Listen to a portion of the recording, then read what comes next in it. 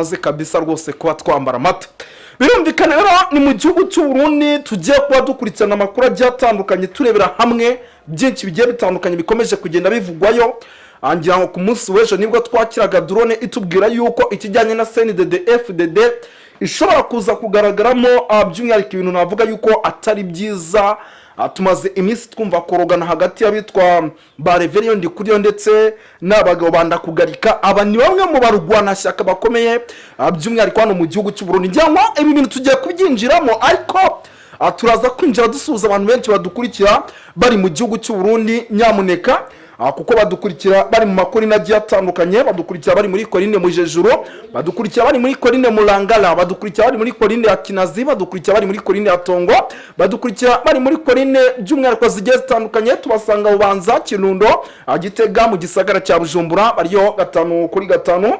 Turasuje ariko kandi rwose nyamuneka tubaye n'ikaze hano kuri Duniani Kote TV cyangwa se TV Duniani Kote muri rusange. Turaza gusuhuza abantu bari mu gihugu cy'u Rwanda, Kude Chapeau Kigali mu Rwanda, bari Kampala muri Uganda, bari mu gihugu cya Tanzania, bari Malawi, South Africa ndetse bari za Zimbabwe na za Zambia. Tubahaye ikaze ku mugabane w'Uburayi, tubahaye ikaze by'umwihariko kuko badukurikira bari mu ntara ya 6 diaspora, badukurikira bari muri Canada, mu Bubiligi, mu Bufaransa, barahari cyane. Tubahaye ikaze by'umwihariko tubikuye ku mutima. Muraza kunyemerera tugaruke kuri byinshi bigiye bitandukanye, ariko tunaze gushinga agati ahantu bita Uvira. Ubu tuvugana Uvira yamaze kuba ibindi. Mu minsi ishize M23 yabari ahitwa za Gatogota ndetse na za Ruvunge. Iyi ni imisozi icungamiye umujyi wa Uvira.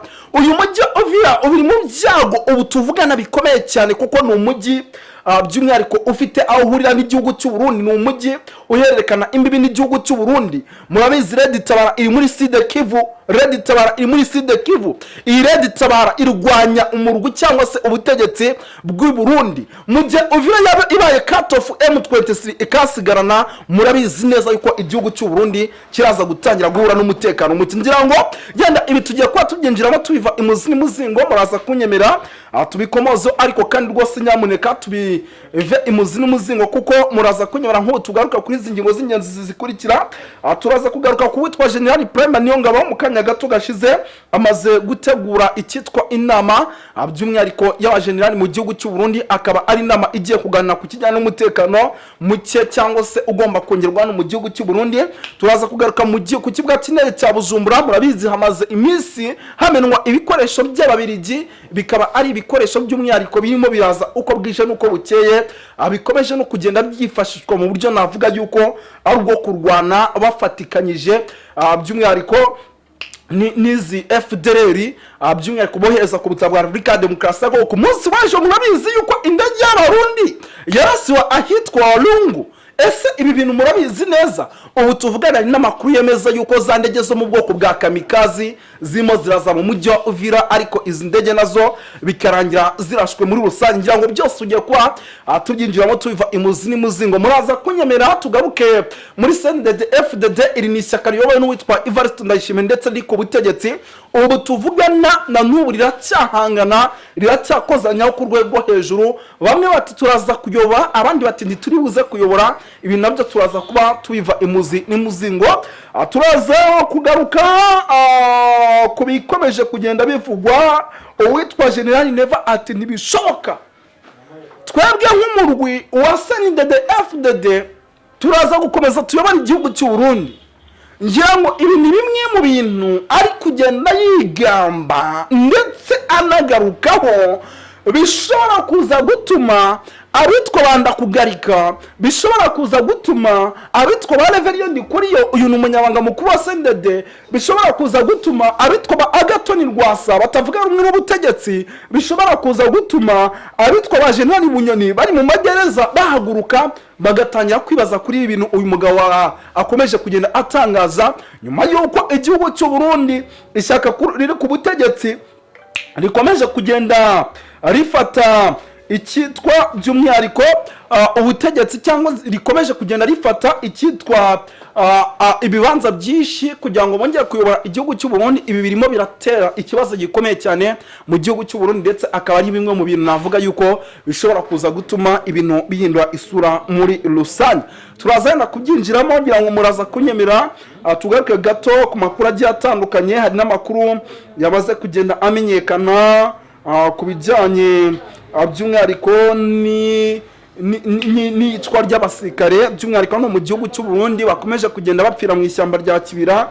Turaza kuba tubikomozaho, muraza kunyemera dusimbukire ku bitangazamakuru byandikira hano mu gihugu cy'u Rwanda. Hari ibitangazamakuru nk'Igihe, hari ibitangazamakuru rwose bikomeje kugenda bigaragaza yuko rwose ibintu bitameze neza mu gihugu cy'u Burundi. BBC Gahuza Muryango hari ibyo irimo iratangaza, nabyo turaza kuba dukomozo tuva imuzi n'imuzingo by'umwihariko muri rusange.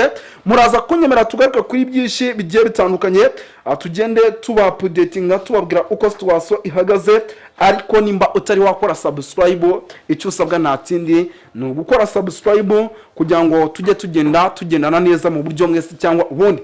Reka twiruke cyane rero ibi bintu ngira ngo tubyinjiremo dukubite tubangura mwa bantu b'Imana mwe. Ariko uyu munsi muze kumbwira ukuntu amashusho muri kuyabona, nshimira kabisa bataramu bari ku buhanga bw'ibyuma. Ubwo ngubwo ubundi kwa kundi bavuga bati hari igihe umuntu agera mo hagati akumva hari ikintu amaze gushyira mu nda. Nanjye numvishe yuko hari akantu maze kubahereza, ntangira kugenda gake. Yes, ni ukuvuga ngo rero hano nabohoze mbona ibitangazamakuru byandikira mu gihugu cy'u Rwanda nabyo hari ibyo bitangaza. Ngira ngo tumaze iminsi tubona ikijyanye n'iyamamaza cyangwa se no gutangira kwamamaza abarwanashyaka mu gihugu cy'u Burundi. Nabyo ni bimwe mu bintu by'umwihariko bikomeje kugenda bivugwa. Ariko mwamaze kubona ko Leta Zunze Ubumwe za Amerika zamaze gutegura umushinga wazo ku masezerano y'amahoro arambye hagati y'igihugu cy'u Rwanda ndetse n'igihugu cya Repubulika ya Demokarasi ya Kongo. Ibyo bintu mwabibonye neza? Ibyo bintu mwabibonye neza nyamuneka. Ni ukuvuga ngo rero ibi nabyo ni bimwe mu bintu bishobora kuza gushyira pressure ku gihugu cy'u Burundi. Ibintu bikaba byakomeza kugenda biba bibi cyane muri rusange. Ngira ngo tunirukanse cyane, reka duhita twikomereza kuko nabona ibitangazamakuru byandikiye hano mu gihugu cy'u Rwanda nta kintu kidasanzwe byanditse, uretse imirwano ikomeje kubera mu burasirazuba bwa Repubulika Iharanira Demokarasi ya Kongo n'ubundi ikomeje kugenda ivugwaho. Ubu tuvugana abantu bari ahantu bita Masisi ku zone, abantu bari ahantu bita hano za Nyanja kwa ba General Kagiri, abantu bari ahantu bita hano za teritwari ya Rubero. Aba ni bamwe mu bantu by'umwihariko bakomeje kugenda bumva imiripuko ku rwego rwo hejuru, bumva ibyitwa bya Nyamugigima, bumva icyitwa rwose amasasu menshi. Ariko n'umundi ibintu bimwe M23 iri gukora ibishoboka byose kugira ngo ize kuba bishyira ku murongo. Ariko ibi ntago ari nabyo byatuzanye, ahubwo reka tubanze gato twinjiye mu gihugu cy'u Burundi. Ibyacyo kugeza amaginga bikomeje kuba gateranzamba kanyina wa nzamba. Ariko duhere hano za Gitega. Ni Gitega irimo abayobozi benshi, ariko kuba aba bayobozi bari muri Gitega ni bamwe mu bayobozi bakomeje gukora buri kimwe cyose gishoboka kugira ngo uwitwa Neva yongera kuyobora igihugu cy'u Burundi mu mwaka wa 2027, dore yuko amatora mu gihugu cy'u Burundi aribwo ateganijwe.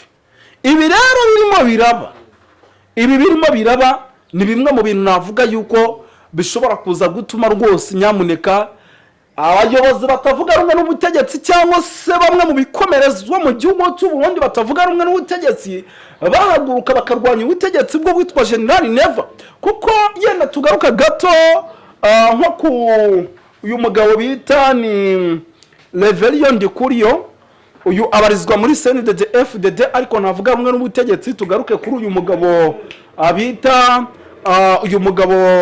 bita Ndakugarika, tugaruke kuri aba Agathon Rwasa, aba ni bamwe mu bagabo batari indani muri CNDD ariko nanone batabona avuga rumwe n'ubutegetsi ndetse bahora banakora ibishoboka byose kugira ngo barebe yuko umutekano hano mu gihugu cy'u Burundi wagaruka ariko ukagaruka havuyeho ubutegetsi buriho hagiyeho ubundi butegetsi bugendera mu nzira ya demokarasi kuko nimba twibukiranya neza muziki ubona Red Tabara ibarizwa mu mashyamba by'umwihariko ya Repubulika na Demokarasi ya Kongo inshuro nyinshi itangaza ko ikijyanye n'umutekano mu cyano mu gihugu cy'u Burundi cyamaze kuba ibintu by'umwihariko bikomeye cyane cyangwa se bitari byiza. No kuvuga ngo rero ibyo byose twabikusanya twashyira mu gatebo tukabona ari bimwe mu bintu bishobora guteza akaga gakomeye. Ikindi kandi nanone uyu bunyoni uri muri gereza, amaze igihe kitari gito by'umwihariko ari muri gereza aho arimo aragenda rwose akurikiranwaho ibyaha byinshi. Ni umugabo bashinza kugerageza gutera kudeta igihugu cy'u Burundi mu mwaka wa 2015 muribuka kudeta yageragezwe. Iyi kudeta ikageragezwa bavuga yuko bafashe radio ndetse na televiziyo ariko nyamuneka iyi kudeta bikaza kurangira yanze. Uyu bunyoni ibi ni bimwe mu bintu ashinzwa ndetse n'indi kudeta by'umwihariko imaze nk'imyaka 2 nimba nibeshye nayo igeragezwa hano mu gihugu cy'u Burundi itarigeza ica mu mucyo nayo bagenda bashinza uwitwa uyu mugabo ngo ni General Guillaume Bunyoni bavuga yuko rwose nyamuneka ibi byose abyisha inyuma. Ibi rero bikaba bimwe mu bintu birimo biratuma uyu mugabo agumishwa muri gereza mpaka aho General Neva yongeye kuyoborera igihugu cy'u Burundi. Mu gihe uyu mugabo yaba avuye muri gereza bivuga yuko bigendanye n'imbaraga afite muziko yigeze kuyoboraho Police Nationale y'igihugu cy'u Burundi abigendanye n'ubushobozi afite n'uburyo abaturage bamwubaha avuga ari kijyana mu baturage ngo birashoboka ko ashobora kugena ku byo abaturage bashaka akagira ibyo basaba noneho akagira n'imbaraga zo kuba yakora ibishoboka byose by'umwihariko agahangana na General Neva mu matora ateganyizwe. Kandi mu gihe umugabo yahangana n'uwitwa General Neva biroroshye cyane kugira ngo ubutegetsi by'umwihariko ahita bwigaburira. Biroroshye cyane kugira ngo ubutegetsi ahita bwigarura muri rusange cyangwa ku buhanga bw'ibyuma yenda bakoresheje uburyo bw'ibimenyetso baze kugerageza kutubwira ku minota kuko hari iminota tutarenza buri yegeze nko muri 15 gutyo mw'abantu b'Imana mwe dusa nkaho tugize gute dusoze. Ariko reka twikomereze by'umwihariko tugende twapudetinga abantu by'umwihariko mu bice bigiye bitandukanye tubabwira uko twaswa ihagaze tugaruka ku kijyanye n'imyiteguro cyangwa se imyitozo hano mu ishyamba ry'ikibira ikomeje kugenda itangwa. Tumaze igihe tubabwira FDLR tubabwira Imbonakure tubabwira abanyamurenge batwarwa mu gisirikare ku gato tubabwira ikijyanye n'imyiteguro idasanzwe kugira ngo banabona abasirikare boherezwa muri RDC. Ibi byose hano mu gihugu cy'u Burundi birakorwa ariko nanone bikaba bimwe mu bintu by'umwihariko navuga yuko bishobora guteza ikibazo gikomeye cyane. No kuvuga ngo rero imyitozo imaze iminsi inaba nayo yatumye ku munsi w'ejo abaho deployment kuko nimba twakurikiranye neza hadeployenzwe ibihumbi bigera kuri 3 ababoherezwa ahitwa Uvira ku mupaka w'igihugu cy'u Burundi ndetse na Repubulika Iharanira Demokarasi ya Kongo.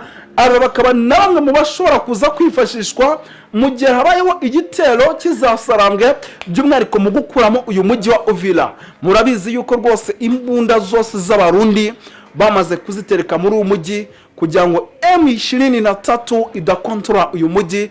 Baravuga bati mu gihe abitwa ba Kiropapa baba bari muri uyu mujyi, bakavuga bati mu gihe abitwa bazawa narifa baba bari muri uyu mujyi, bakavuga mu gihe abitwa ba Colonel Munyakazi baba bari muri uyu mujyi.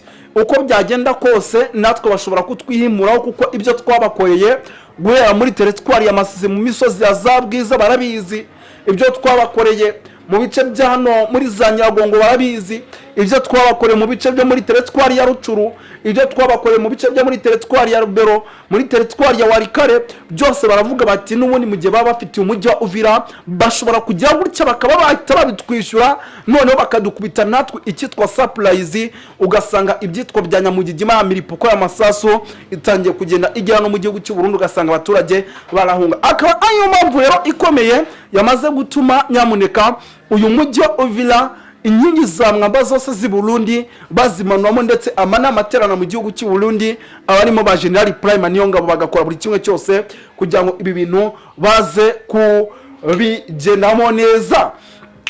Mukanya gato nabone gashize munyemerere mbabwire inkuru imaze guturuka ku muhanda Gisegi Bakti ni hano muri teritwari ya Nyiragongo. Ngira ngo ni inkuru nagerageje guhabwa n'umutalamu ubarizwa hano rwose mu misozi y'amabere y'inkumi.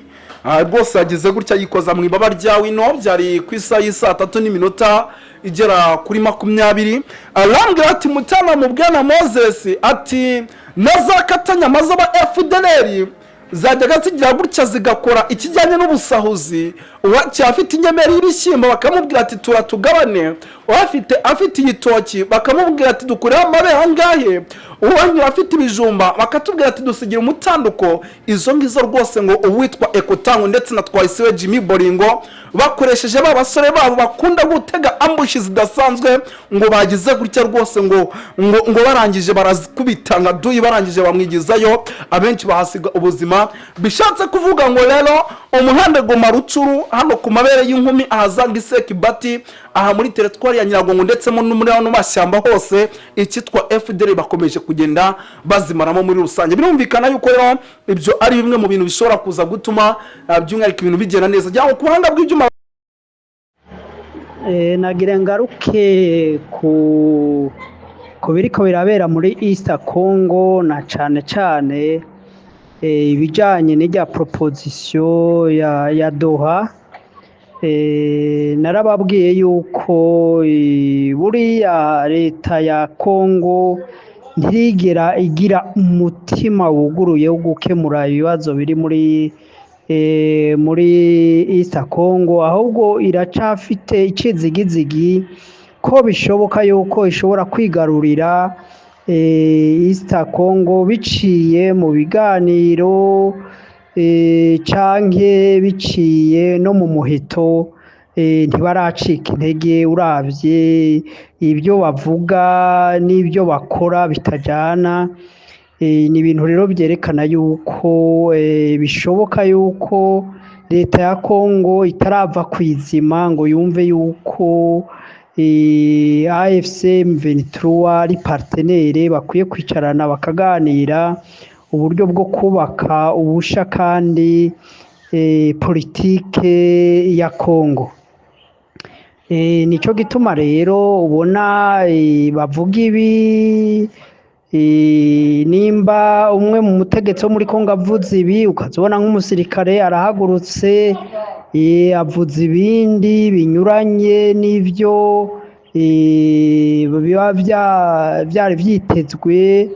Cyo gituma rero mbona yuko leta ya Congo ahubwo mbona umenga iri mu bintu by'inkinamico.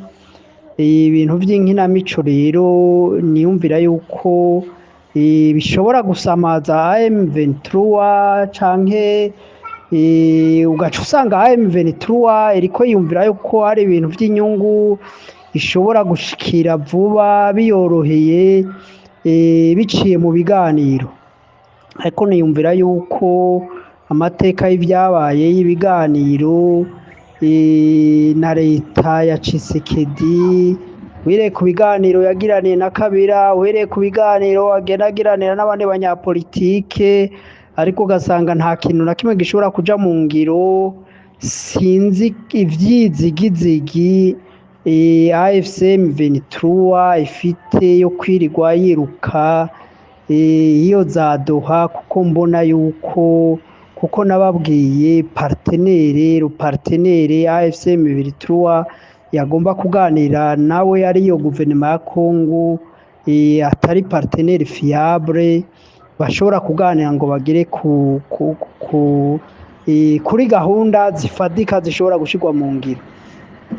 Rero niyumvira yuko AFC M23 itosamazwa n'ivya Doha, ahubwo ikwiye kubandanya gahunda yayo yo kugira ngo mu bice bya East Congo hagarukanwe umutekano, mu gihe imaze kwerekana yuko ibishoboye. Sinzi ico irondera ku mikoranire ya leta ya Congo kugira ngo amahoro agaruke muri East Congo, ahubwo nkuko nakomeje ndabivuga AFC M23 ikwiye gukomeza yiyambaza u Rwanda, ikwiye gukomeza yiyambaza Uganda kugira ngo bakorane mu kugarukana amahoro n'umutekano muri East Congo, kuko yaba Uganda bifitemo inyungu kuko East Congo ibangamiye umutekano wa Uganda, kuko ibitse indiri y'abateroriste bama binjira muri Uganda gusasika inganda muri bya bitero by'iterabwoba, kandi n'u Rwanda nago rufite inyungu mu kurandura FDLR n'iriya yindi migwi ibangamiye ubutegetsi bw'u Rwanda. Rero niyumvira yuko burya ubandwa ni wabanda urugi. U Rwanda rufite inyungu kugira ngo rubone umutekano uhagije mu gukorana byeruye na AFC M23 mu gukora igikorwa cyo kurandura iyo migwi iteza umutekano muke muri za Kivu. Kuko ibi bintu by'abanyamerika, ibintu by'abanyaburaya, bya Katare, by'ababirigi, bobo erega bafite inyungu bakurikirana, bafite inyungu batagomba gutakaza, kandi buriya ibi bihugu by'ibihangange ntibyifuza kuganira na leta canke imigwi ifite imbaraga, biba byifuza kuganira n'abantu badashoboye nk'abariya ba Tshisekedi, nk'abariya ba Ndayishimiye, bashobora gusakrifya les intérêts z'igihugu bagashira imbere utunyungu bo bashira mu mifuko. Ugaca usanga rero ibijanye no kubabara abanyagihugu ivyo ntavyo bababaye. Cyo gituma rero buriya u Rwanda, AFC M23, Uganda nibo bafite inyungu erega mu byo kugarura amahoro n'umutekano muri East Congo, kuko izo guverinema zibangamiwe n'imigwi iri muri East Congo.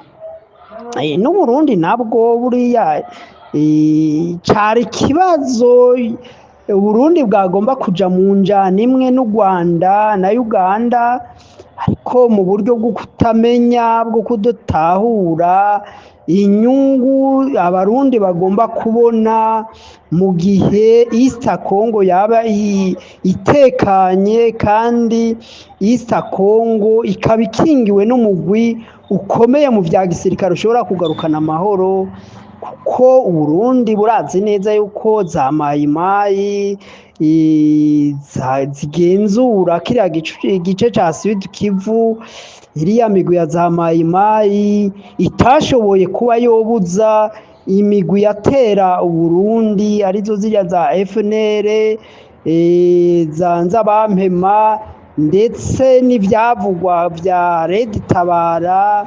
Barazi yuko ziriya za mayimayi bagiye gufatikanya nazo, ziriya za FDLR bagiye gufatikanya nazo, zitashoboye kuzana umutekano ngo imbibe z'Uburundi zigira amahoro muri kiriya gice Uburundi buhana imbibe na Congo. Sinzi rero inyungu Uburundi bubona mu gufatikanya n'iriya migwi ya FDLR ya mayimayi, ahubwo iriya migwi ikwegera ibibazo Burundi. Urabona nk'iriya mugwi wa FLN wateye mu Rwanda uturutse mu buraruko bw'Uburundi, unyuze mu kibira ariyo Nyungwe yo mu Rwanda. Murazi yuko byazanye agatotsi, ahubwo nyene iyo migwi iguma ikebeba ku mbibe z'Uburundi, izanira agatotsi mu mibanire y'Uburundi n'u Rwanda na Congo. Rero Uburundi je mbona ko bwahisemwo nabi mu kwiheka inyuma y'imigwi idashoboye, y'imigwi itizewe, y'imigwi idashobora kugira icyo imaze, atantumbero ifite ya politike itomoye yo kugarukana amahoro n'umutekano, ahubwo Burundi bwihetse inyuma y'imigwi iteza imvururu, imigwi icyo ikora gusa ari ugukorana na za mafya z'abantu baza kurondera ubutare cyangwa ibihugu biza kurondera ubutare muri kiriya gihugu cya Kongo. Rero mbona Burundi bugiye kuzogira ibibazo kubera guhitamwo nabi, kwiheka inyuma y'imigwi y'imburakimazi, y'imigwi idafite gahunda politike itomoye mu bijyanye no kugarukana amahoro mu karere. Ahubwo Burundi bwari kwiheka inyuma cyangwa bugafatanya n'u Rwanda na Uganda, kuko n'ibyo bihugu bigomba kugigwa kw'ingaruka mbi z'ibibera muri East Congo. Ariko rero Burundi ko bwahisemwo ahubwo gufatanya n'iyo migwi iteye imvururu ibangamiye umutekano w'ibindi bihugu, niyumvira ahubwo ko Burundi buzohabwa bushigwa mu gatebo kamwe na za FDLR na za Mayimayi n'iriya yindi migwi yose ihungabanya umutekano mu bihugu nk'u Rwanda na Uganda. Rero niyumvira yuko abarundi bakwiye kuva mu muzimagiza, Ndayishimiye akwiye kuva mu muzimagiza, amazi atararenga inkombe, kuko ashobora gushirwa mu gatebo kamwe n'iriya migwi ikorera muri East Congo, ashobora gushirwa mu gatebo kamwe na leta ya Tshisekedi. Hanyuma rero ugaca usanga rero Uburundi ingaruka z'intambara zibereye muri Congo zihuse kugira impact ikomeye kandi mbi ku Burundi. Rega leta ya Kinshasa, urabona Kinshasa iri kure, iri kure cyane y'ibibera muri East Congo, ndetse burya ni nacyo gituma itabyitaho cyane, kuko biyumvira yuko byogorana nuko bishobora gushika vuba Kinshasa. Ariko Uburundi bwigize igikoresho, nibwo buri hafi, ndetse izo mbaraga zose ziriko ziragwanya iriya migwi iri muri East Congo. Burundi rero ahubwo ndabona yuko niyumvira nimba agatiro barimwo bakwiye kukavamwo, nayo ubundi ni batakavamwo, niyumvira yuko aribo bari hafi imbaraga za AFC M23 n'u Rwanda na Uganda zishobora kubakorera ko kurusha uko, ndetse bo kwihuta kuja Kinshasa, ahubwo bazobanza kwikura ko Uburundi. Nivyo nagomba kuvuga, nsa n'ukebura Uburundi cyane cyane, ariko nkebura n'ibyo bihugu by'u Rwanda na Uganda na AFC M23 ko bidakwiye guta umwanya ngo biriko biraganira na leta ya Tshisekedi, kuko imaze kugaragaza ko ata mutima ifite wo kugira ngo irifuza ko intwaro nziza, amahoro n'umutekano bishobora gukanatsinda ibibera muri Congo, bigira ingaruka mbi kuri ibyo bihugu. Ico gituma rero nongera kuvuga ndabatira kamo bafati ya mbere, bafatira responsabilité yabiriya biriko birabera muri East Congo, ndetse n'ibiriko birabera mu Burundi bayifateho responsabilité, kuko ibibazo byose biterwa n'intwaro ya Tshisekedi, biterwa n'intwaro ya Ndayishimiye, bizogira ingaruka mbi cyane, kandi bimaze kugira ingaruka mu bijyanye mu by'ubutunzi, mu by'imikorere ya EAC, bigatuma rero amaproje ya EAC, ibikorwa bya EAC, porogaramu z'uko EAC yaba hafi ikagira ubutegetsi bumwe, abaturage bakabona kwidegembya. Urabona ko ibi bihugu bibiri, ndetse Congo n'Uburundi, bibangamiye cyane umugambi wishigwa muri za porogaramu zo kugira East Africa ikora ku nyungu z'abaturage bari mu bihugu bya East Africa. rero nico gituma ndabateye akamo ntibasamazwe na Doha, ntibasamazwe na Washington, ahubwo bamenye ko aribo bafite umuti w'ibibazo biriko birabera muri East Congo. Uti ibyo ubikuye kuki? Urabona ingabo z'amahanga za SADC, ingabo z'ababirigi, ingabo za iriya migwi y'abamercenere n'ibindi bihugu byinshi nako bitakoze kugira ngo bishigikire biriya bintu byose byari bishigikiye Kongo, kugeza aho biyemeza gushigikira imigwi yagirizwa ihunyabwoko n'itsembatsemba ry'abatutsi, ndetse n'iyindi migwi usanga ari imigwi ihari bashizeho ngo irinde gusahagura amatungo y'ibijanye na za minere mu gihugu ca Kongo. Rero birababaje yuko ibihugu nka SADC, ibihugu nk'Ububirigi bishobora kuza gushigikira